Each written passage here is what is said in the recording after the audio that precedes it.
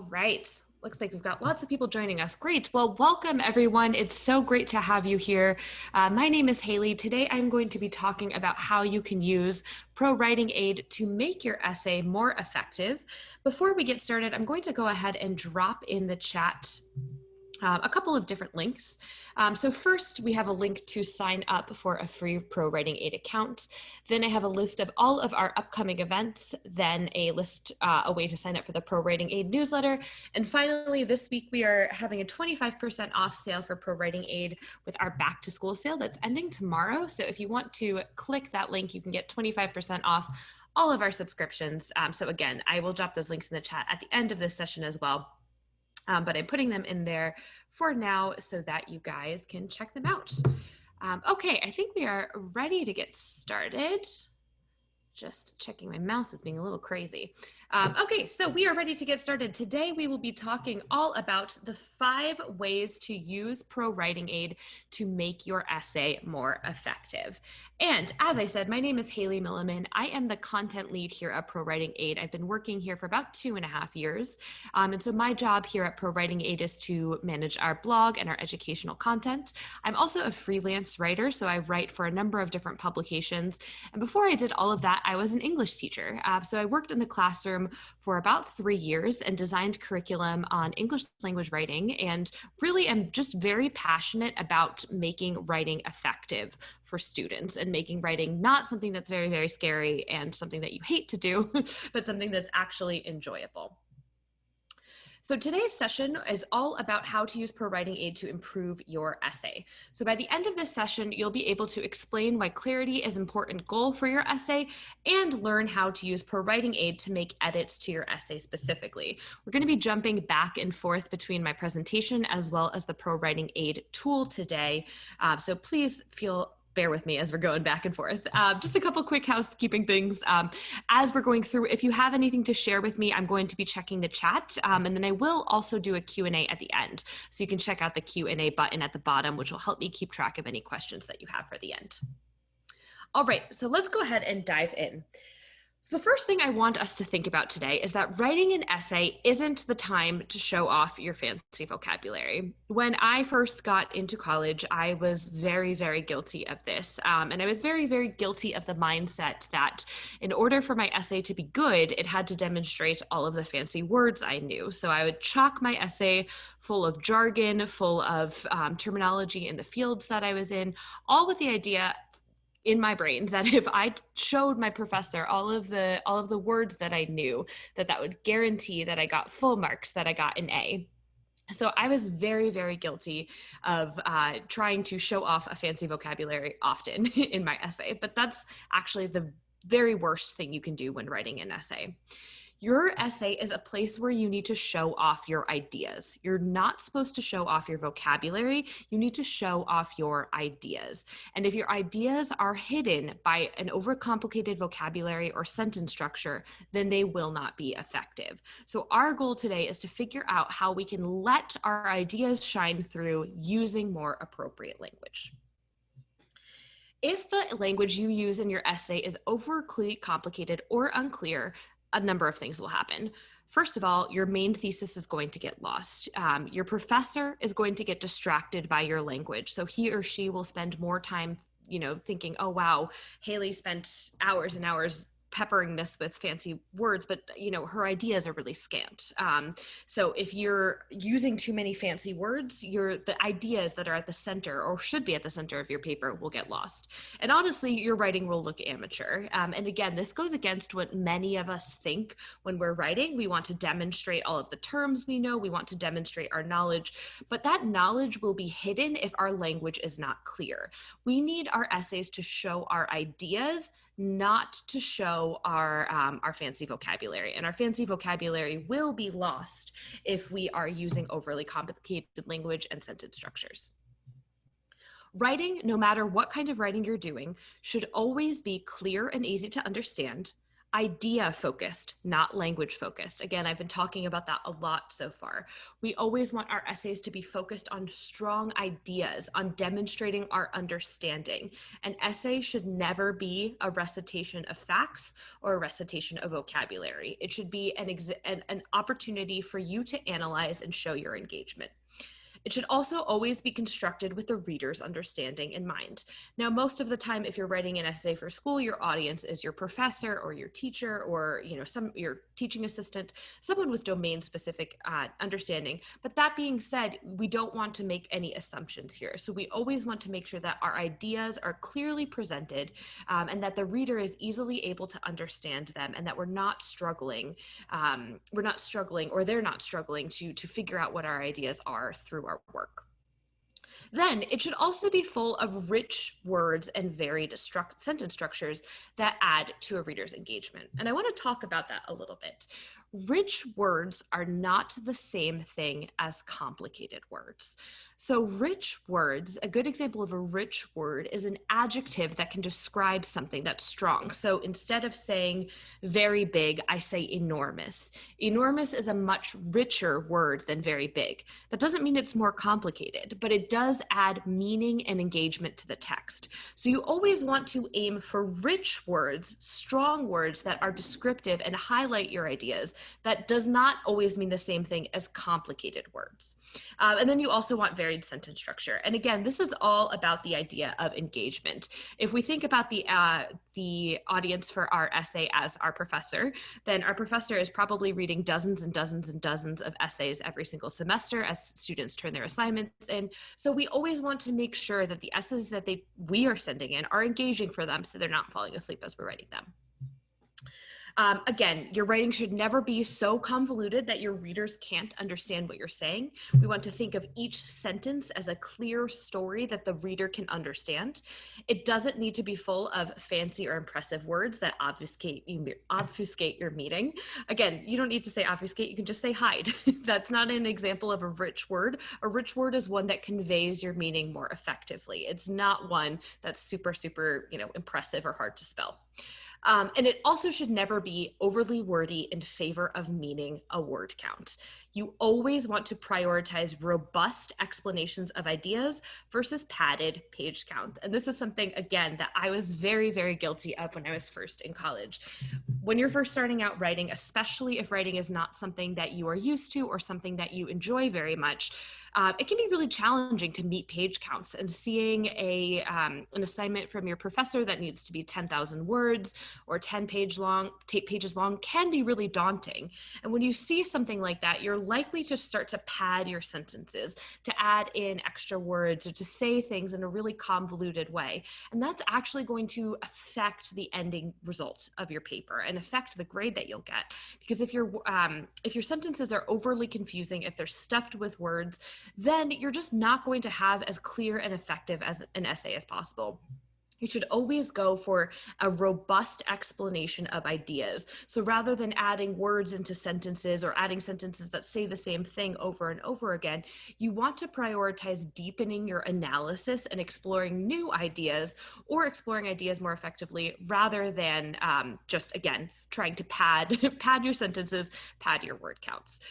Before I move on, I just want to see in the chat, are these things that you guys struggle with as well? So has anyone else here struggled with writing essays that have too many fancy words, or have they found themselves trying to pad that word count, trying to make, get your 10,000 words in by adding extra words into your chat? So let me know in the comments. Yes, we've got a couple yeses coming in. Yeah. Yeah, someone saying, yes, I do that all the time. Yep, me too. Always trying to meet those word counts. Yes, David said word counts as hell. Same. I know, it's always challenging, and you're stuck saying, okay, well, I've got to meet this word count. How do I meet it? Let me just add a couple words in. How can I say this more with more words? I don't know if anyone uses TikTok, but there's a really funny TikTok that's going around about a new Taylor Swift song. And in the song, she says things like, green is the color of the grass, instead of the grass was green. And the TikTok is talking all about how she's probably, it's like a joke about how she's trying to meet word counts, because instead of just saying the grass is green, she says green was the color of the grass. And that's something that so many amateur writers do. They try to say, okay, I need to meet my 10,000 word count. How do I go through and how do I make this, more wordy? But that actually is always going to make your writing weaker. And our priority should always be strong writing that conveys our ideas, not just is trying to meet our word count.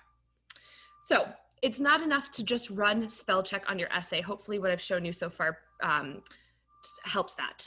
It's not enough to just run spell check. You need to look at your language usage too. If you're not looking at your language usage, if you're just making sure all your words are spelled correctly, then your essay is not going to be as effective as it can be. So how do we do it? Today we're going to talk about 5 ways to improve your essay. I'm going to talk about these ways because they should be something that everybody is looking at when you're writing your essay, but I'm also going to focus on how you can use ProWritingAid to improve. So for each of these, I'm going to talk about the improvement and how to make it, and then I'm also going to show you how to do it with ProWritingAid. So the first is to eliminate unnecessary words from your writing.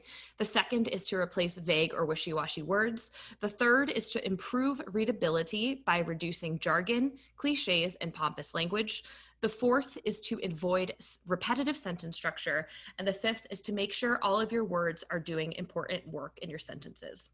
And before we dive into each of those, I want to tell you that these are not just improvements that are coming from me or coming from ProWritingAid. I actually pulled these directly from research from the Harvard College Writing Center.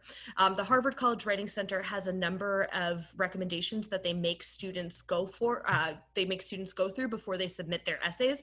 And these are 5 of the 11 improvements that they suggest. I picked these because they relate to what ProWritingAid does, but I'll link to the article after this because it's really, really helpful. And Harvard, as we'll see in the next slide, really says here that what they expect from their writers is to not just use spell check. They expect their writers to think about language as well.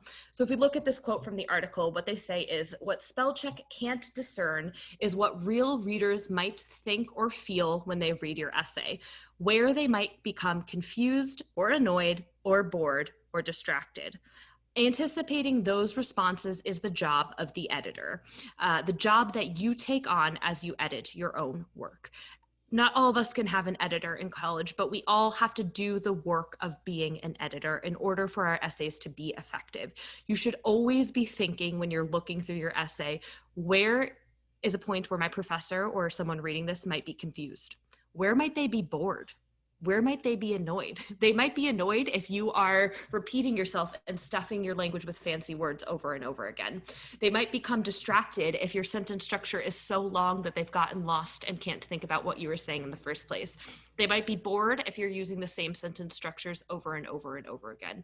So our work as editors and writers is not just to get a bunch of words on a page, but to figure out how to edit them effectively so that our readers are engaged. Okay, now let's dive in.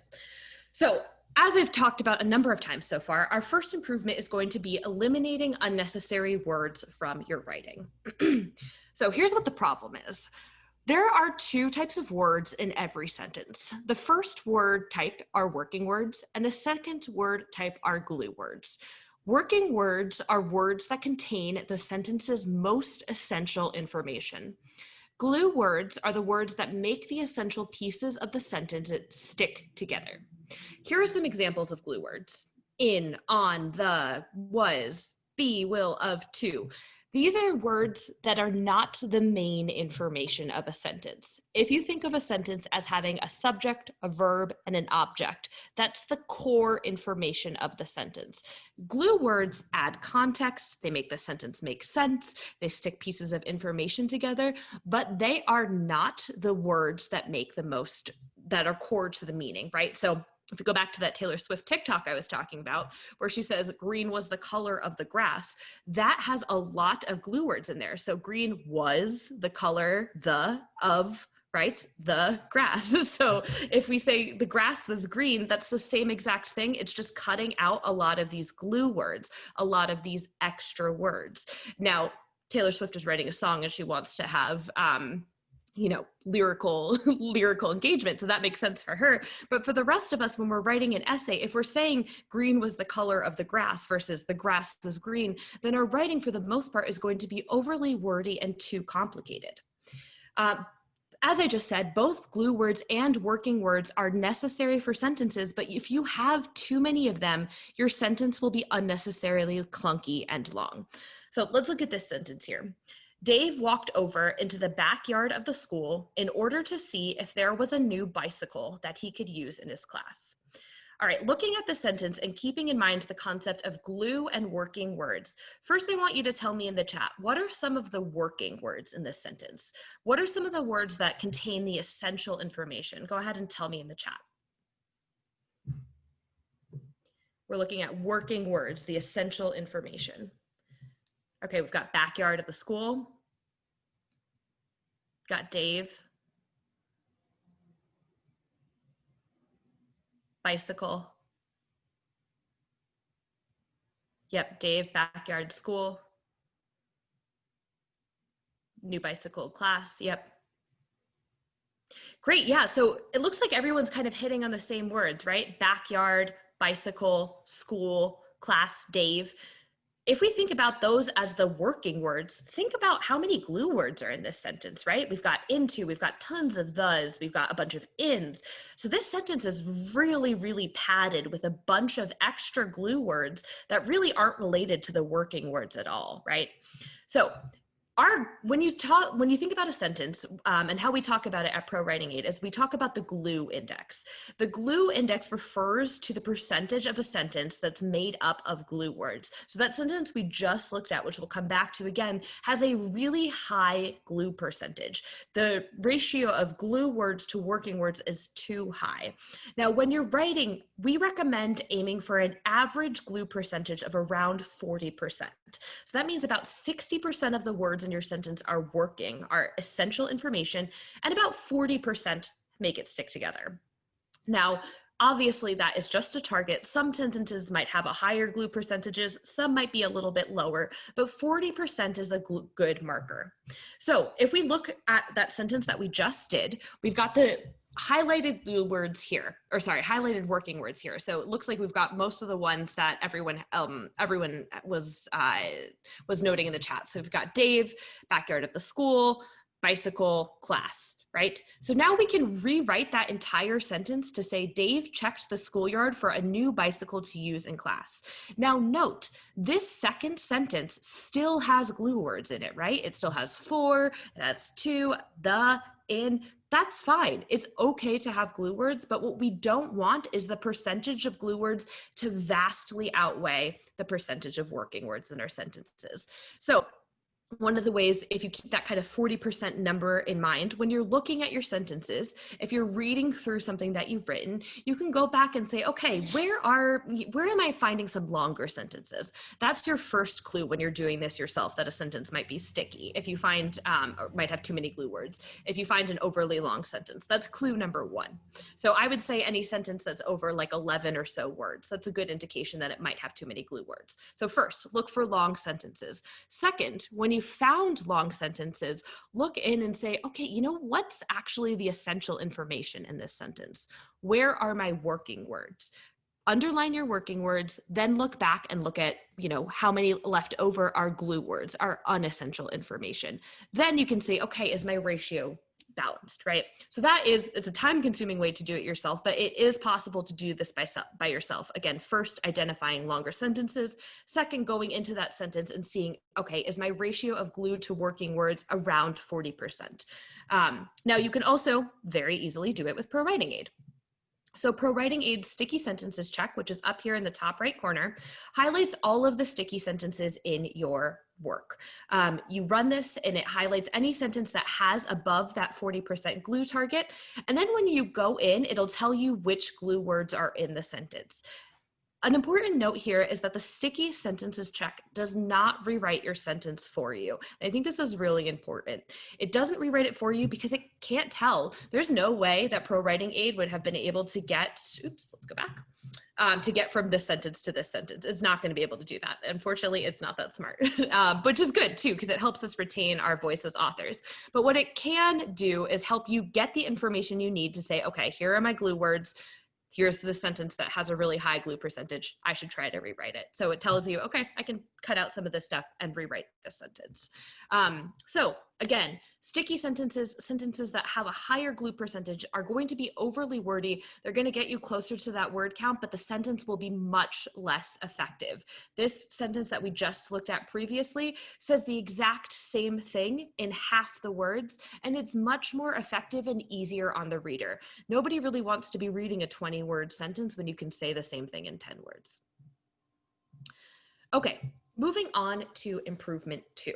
Replace vague or wishy-washy words. So vagueness and wishy-washy words are two things that can really take the power out of your writing. We're going to talk about vague words first. Vague words are words that lack the clarity your readers want. So say you're writing a fiction assignment for your creative writing class. If you describe your protagonist as tall, that's completely subjective. Saying someone's tall means something different to a short person than it does to a tall person. I'm very short, so saying someone is tall is not very hard. Everyone's tall to me. But other people who are taller, that might mean something different. So you need to be more specific. Words like more, poor, good, some, better, considerable, those are ambiguous words. What I view as excellent might be very different from your own understanding. And in your essay, when you're trying to convey something to your professor, you want to be as specific as possible. So let's look at an example of what this would be. So say you're analyzing something.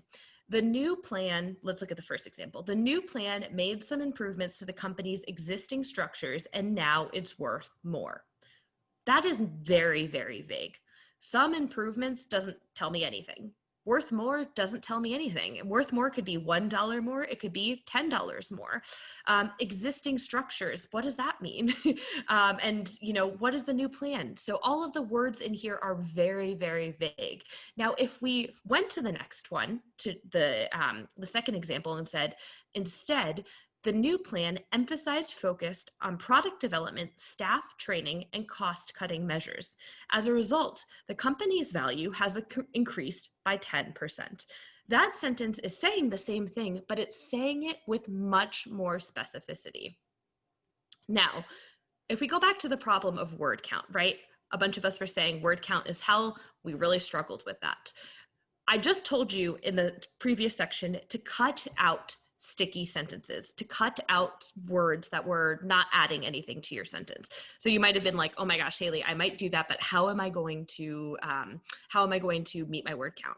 This is the answer. The answer to meeting your word count is by increasing your specificity. So you'll see here that my second example is much longer, but all of the words in there, or most of the words, are working words, right?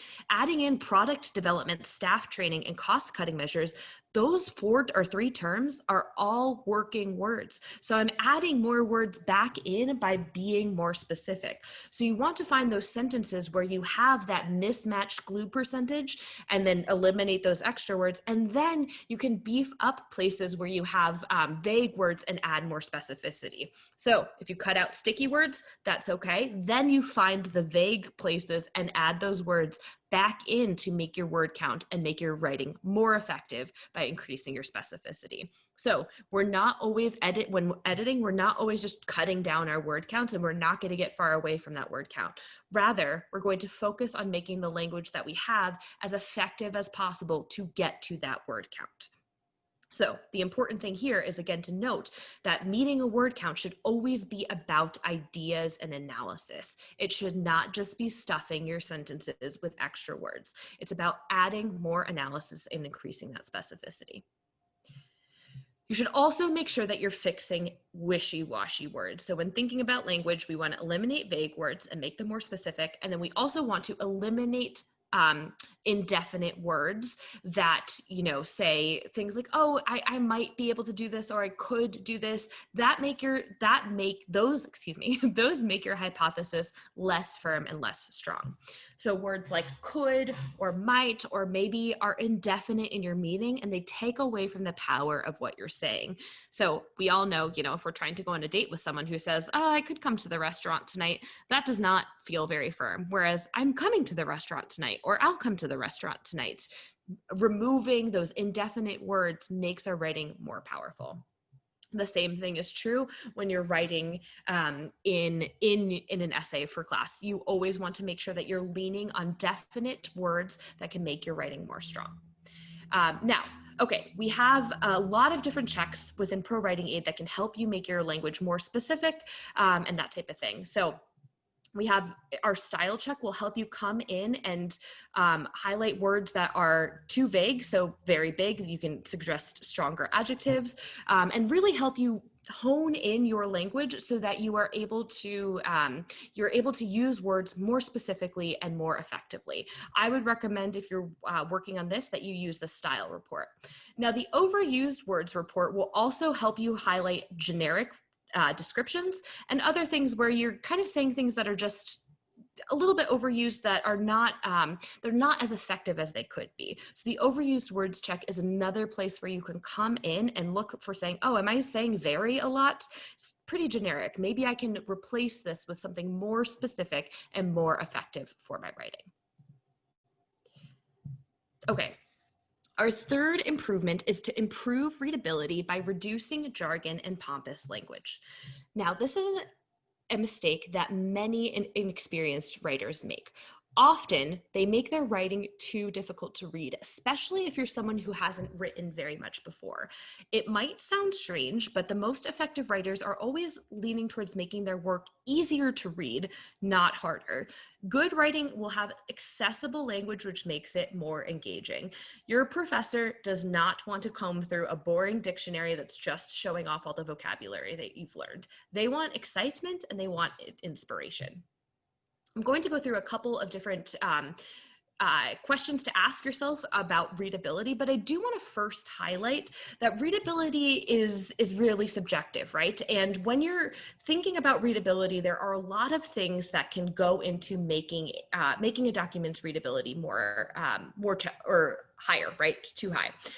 Now, I'm going to go through those in a second, but I do want to talk about vocabulary, because one of the things that people often ask me is, Hayley, you know, I want to make my writing easy to read, and I believe that readability is important, but what do I do when I do need to use domain-specific vocabulary or challenging vocabulary? What do I do then? Because those words will definitely increase my vocabulary. I like to think about it as kind of like poker chips, like things that you would gamble with. And this is something that I used a lot when I was writing quizzes and assessments for students. When I was writing quizzes and assessments for students in public schools, we would have to make sure that those assessments were at a specific reading level that was corresponding to the level of the assessment that was given. Now, sometimes words in those assessments would be more challenging. It's okay to use them, but you want to use them sparingly. So for instance, if I was writing a paper about anthropology, when I'm writing my paper about anthropology, I might use some domain-specific language in that paper. So, you know, I might be talking about hunter-gatherers, or I might be talking about a specific theory. And those words are going to be more challenging, and they will increase your readability. But it's the words that surround that you want to make easier. So I shouldn't say obfuscates the hunter-gatherer theory. I can just say hides, or, clears the hunter-gatherer theory, so thinking about how can that verb be clearer when I have to use the domain-specific vocabulary. So again, if you think about it as you have a certain number of chips to spend, right? Certain number of chips to spend on harder words, use those where you need them. Use those where you can't say something in a different way, and then make all of the words surrounding that easier. So keep your verbs clear, keep your adjectives clear, and then use, again, terms that you need to. Then you can kind of use those chips on those harder words. All right, so let's talk about something, let's talk about ways to fix this, right? So if your readability is too high, and questions to ask yourself.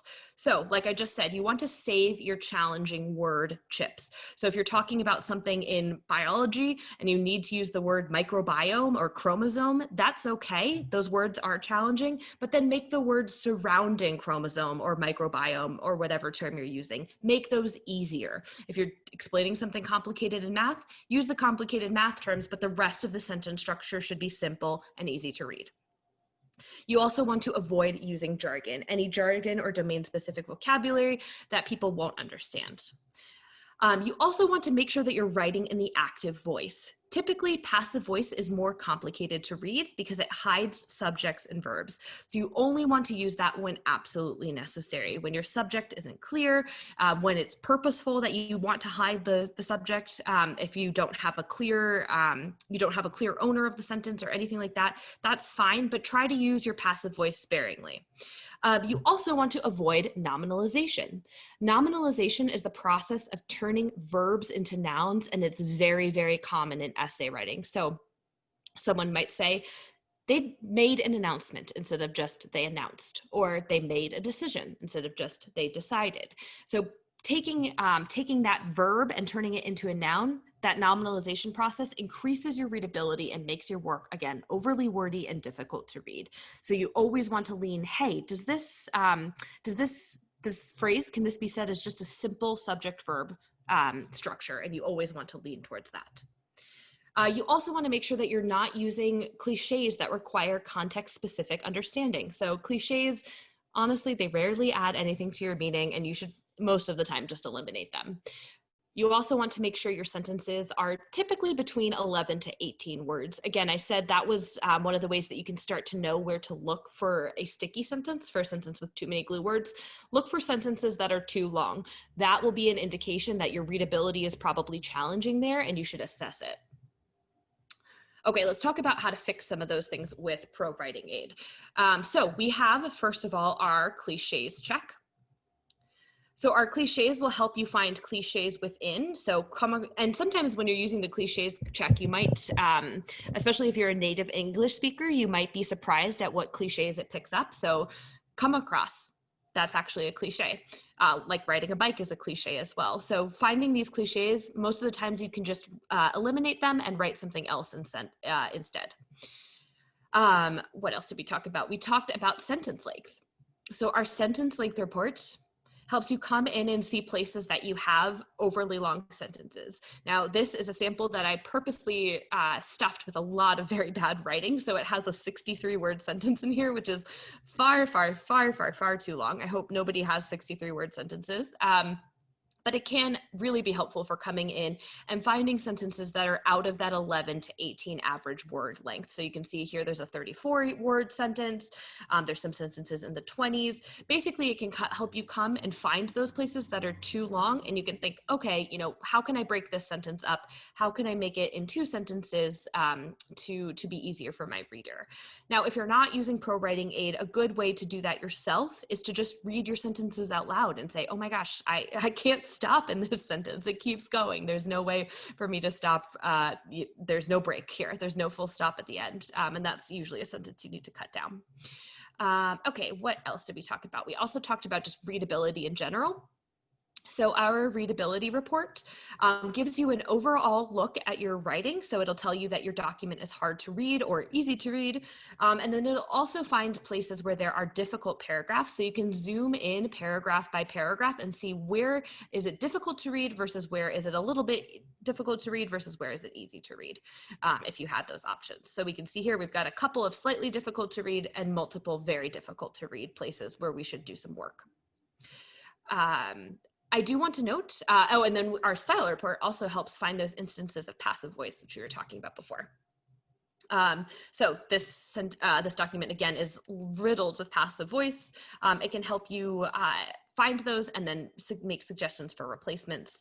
And then it can also do a bunch of different readability enhancements. So places where you can remove some of those extra words and other things that I was talking about. Okay, and one thing I do want to note is that ProWritingAid has different writing styles. So if you were writing this in academic or business, the suggestions you get will shift a little bit because we recognize that different writing styles have different requirements. So typically passive voice is actually okay in academic styles. So, and it is more common than it is in fiction. So removing or switching to academic will change some of the passive voice suggestions that you get. But I'm going to go back to general for this one for now. Okay, improvement 4 is to avoid repetitive sentence structure. So think about the boring teachers that you've had in school who only spoke in a monotone with dull language where you were falling asleep, you're just bored. They did the same thing every single time. They were so boring. The same thing goes for writing. If you're reading something that has the same repetitive structure over and over and over again, your reader is going to fall asleep. And think about your poor professors who are reading essays that you've submitted and dozens of other students are submitting them and have for years. They're going to be really boring. They want to have something a little bit more interesting. So you should always aim to vary the rhythm in your sentences. And by that, I mean looking at your sentence structure. So you always want to vary your sentence length. So while I said that all of your sentences should be between, or you want to kind of aim for an average of between 11 to 18 words, you do want to vary your sentence length. If you have 10 sentences in a row that are exactly 11 sentences long, or 11 words wrong rather, your writing will become monotonous and boring. Varied sentence length is a tool, and it's a tool that you should use to control pacing and create emphasis. Maybe in certain places you want to keep very, very short words to emphasize, or short sentences rather, to emphasize an idea. You should use sentence length as a tool. If you're doing, again, a creative assignment for a fiction writing class, you want to use quicker paced sentences to say that action is coming, whereas you might be setting up background with longer sentences. Regardless of what you're writing, your goal here is to use varied sentence lengths to, again, increase your reader's engagement and eliminate that feeling of, oh my gosh, this is really monotonous. I've just been doing this over and over again. The same thing goes for sentence starts. You want to use varied types of words, and you also want to make sure you're not using the same word over and over again. So not saying the report said this, the report said this, the report said this. Same thing, like you want to try out using, some sentences with a gerund or a subordinate conjunction. Start with a past participle or an adverb. Varying up that sentence structure and those sentence starts will help you, again, create some variety for your professors, and they're not just falling asleep as you're reading. And again, like in certain instances, will make the writing more fun for you too, and or allow you to get back some of that word count that we've cut up with that sticky sentence report. Now, if we go into ProWritingAid, we have a number of different tools. I already showed you guys, again, the sentence length report, which shows you all of the sentences and how long they are. Our sentence structure report, which I will run now, helps you identify your sentence starts. So you might, so you can see here that 46% of the sentences are starting with a subject, 12% are starting with an adverb. So you can come in here and say, oh, I haven't really started all of that many with an infinitive or with a past participle, whereas I've got a lot of sentences that are subject, verb, object. So maybe I should change some of those up. So you can see where and get information on what you're doing and figure out how to change that up. Now, I do want to note that the sentence length check, in addition to showing you the lengths, shows you how they are in order. So you could see in here that actually I have a lot of sentences that are around 30 words right here in a row. So that might be someplace I want to zoom in on. Aside from the fact that those sentences are too long, it gets a little bit repetitive here because there are so many of the same lengths right in a row. So you can look, that's why we have this displayed visually, so you can look and come in and see places where there are that, where there is that similarity over and over again. Okay, the final improvement that I want you guys to make is to make sure that all of your words are doing important work in your sentences. And this is going to be a little bit different than the glue words that we talked about before. So let's go back, skipping all the way ahead. Okay, so when you're writing about a subject that you are not familiar with or you're not an expert with, it's very normal to want to use crutches, AKA weak, imprecise language that gives you an out. These kind of outs kind of hide your meaning and they make your writing less effective. So for instance, in this sentence, currently experts recommend eating vegetables whenever possible. The words currently and whenever possible are kind of these extra crutches. They're not really adding too much, especially the word currently. It's not really doing anything because it can be assumed, right? So we always want to think about what language in our writing can be assumed and where can we remove that? Where are we adding extra flourishes that really don't add any particular meaning? They hide responsibility most of the time. They also make your work overly wordy and they draw attention away from your actual ideas. So we want to avoid those. When you're looking for this yourself, you want to look for phrases like these, like most of the time, whenever possible, superfluous sentence openers like currently, now, almost. All of these are usually words that you can cut out because they're, again, hedging. They're making your work a little less effective, and they're not really adding anything. They're just adding to that word count. And again, like we've talked about today, we always want our work to be focusing on making our ideas shine through, not making our words the stars. Our ideas are the stars and the words are the vehicles to get them there. So ProWritingAid can help you find a bunch of these too. I'm going to switch back to my real-time checker. So the style report will help you find places that you have added some of these extra phrases. Like I know, for instance here, go ahead and keep.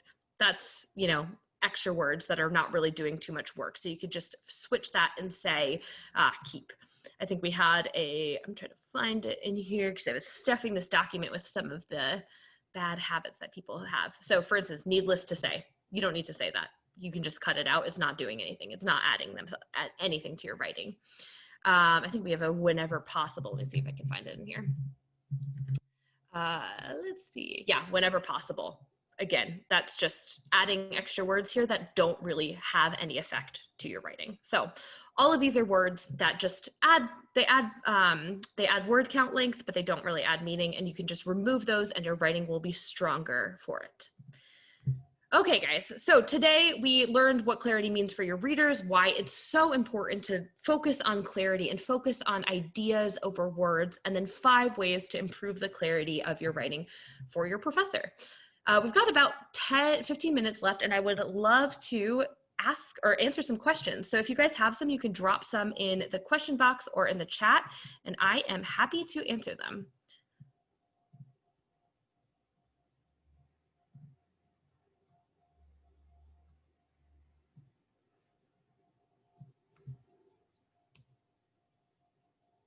Okay, so somebody asks, will ProWritingAid check my citations?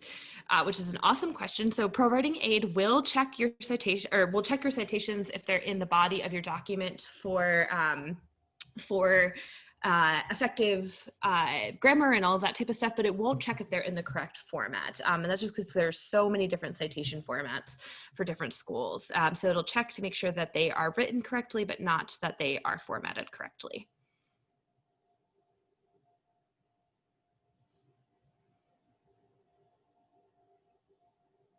Okay, this is a good one. What readability level should my college essay be? Isn't my essay meant to be complicated?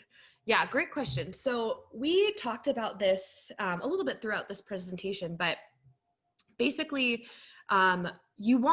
again, think about it as having chips. You want to have complicated ideas and effective ideas in your essay, but you want to make sure that the language used to describe them matches those ideas and is effective and is an effective vehicle for those ideas. If you are making your writing too complicated, then those ideas won't shine through. So again, I talked about thinking about chips. So think about, where can I spend my chips on those complicated words or terms, and then how can I make the rest of the words around that clear so that those complicated terms can shine and my ideas can shine and not be lost in overly complicated sentence structures and words.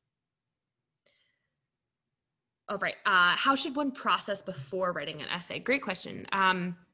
there's a lot of things that you can do before writing an essay, and your process will be different depending on what type of essay you're writing and what you're like as a writer. But I always recommend at least having a very, very light outline that goes through the overall goal of your essay and then the evidence that you'll be using to support it. So if you write out your overall goal, so your thesis statement or what you're defending, and then write supporting points for each of your paragraphs, I recommend doing that at the very least, because it makes it a lot faster and it can help you think through the ideas that you want to prioritize. As we've been talking about this whole time, we really want your essay to be a vehicle for your ideas to shine. And so the goal there is to make sure that your ideas are coming through clearly, and that, you're prioritizing examining something in depth versus using many, many words to say something in an overly complicated way. So I would always err on the side of adding more ideas and exploring those deeper rather than just padding your essay with words to meet your word count. So having an outline and a process beforehand where you talk through all of the evidence and you list out all of the evidence that you want to have, that can help you make sure that you're going through everything, and you have enough analysis and you have enough information there. But there are so many different ways to outline your essay. I'm going to grab a blog article and put it in the chat for you on that one that we have on the blog. And while I'm doing that, so Fyodor says, if I am used to writing long sentences in Russian, how should I divide them into short sentences when translating into English? That is a great question. Before I answer that, Jason, I'm just dropping an article into the chat for you on outlining your essay that can help think about that process beforehand. Okay, so when translating into English from Russian, so one of the first places to look for where to break a sentence in half is at any conjunction. So a conjunction is a word that joins a sentence together. So a word like and, so, or, but. Obviously, I know, Fyodor, you'll be in Russian, but whatever the equivalent of that is. So wherever you have places that join two ideas together, so again, at where it says and or where it says but in Russian, that's a good indication that you could divide your sentence there. Now, should you do that? I think it really depends on what you're trying to accomplish. Now, as I said, some of your sentences will be longer and some will be shorter, right? So some you'll want to keep some sentences long and some sentences short. And so when you're looking at those sentences, those long Russian sentences, it's okay to have some of them be longer. It's, if most of your sentences are 11 to 18 words, that's fine. And then if you have a couple that are, 25 or 30, that's okay. It's okay to have a few, but you don't want to have too many. And that's the goal here, is always to have the average be between 11 and 18. And then some might be a lot longer, but that's okay. But it's just a couple that are long. So again, if you're looking at a document and you see that in Russian and you see that, all of your sentences are over 30 words, then I would recommend looking for those conjunction places and trying to edit them out from there. But if you just have a couple that are really long, then that's probably okay. Okay. What's the right length of a sentence? So we've got another question on that. Yes, so typically we recommend at ProWritingAid that the right length of a sentence, again, it's not about right, but it's about what's a good average for your reader. So saying, between 11 and 18 words is a good average to aim for. And just like I was saying to Fyodor, some might be longer, some might be shorter, but most should be between 11 to 18 words.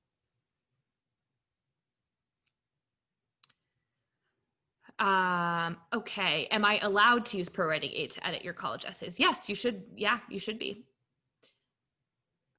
It's very similar to just using a spell check and making sure that you're writing. It's not cheating or anything like that. So it's totally okay to use ProWritingAid for your spell check or for your essay. All right. So why is it bad to use the same sentence starter repeatedly? Yeah, so when you use the same sentence starter repeatedly, That helps. That just kind of makes your work a little bit more monotonous, and it makes it so that you get that same kind of rhythm going over and over and over again. And so when you start to say, oh, the structure says the report said this, the report said that, over and over and over again, that can just be really boring for your reader. So figuring out how you can say the same thing, but restructure it in a way that is a little bit more engaging and has something different can be really effective.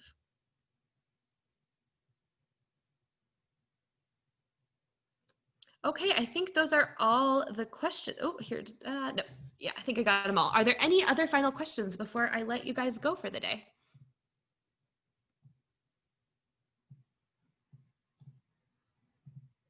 Oh, the Harvard link, great question. Let me grab that right now for you guys. So there's two parts. This is part one.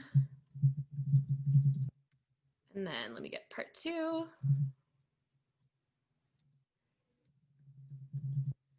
Here is part two.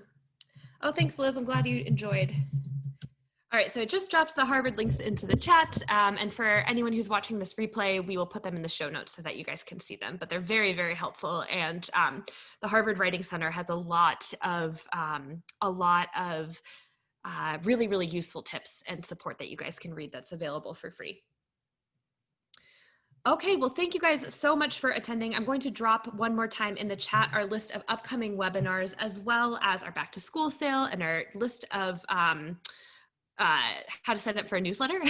We've got a lot of really, really great webinars coming up. I'm doing another one tomorrow on how to use ProWritingAid as a teacher so you can work with your students for it. Then we have a number of sessions coming up for self-published authors. So if you are looking for information about how to self-publish, we've got a great session with Alexa Bigworth of Write, Publish, Sell. Then we have one with Sasha Black, who's an awesome podcaster who's going to talk about how to make your writing more effective for fiction. And then we've just got a lot of stuff coming up in October. So please check that out. We would love to see you at another session. And thank you guys so much for joining us. We will talk soon. Bye, everybody.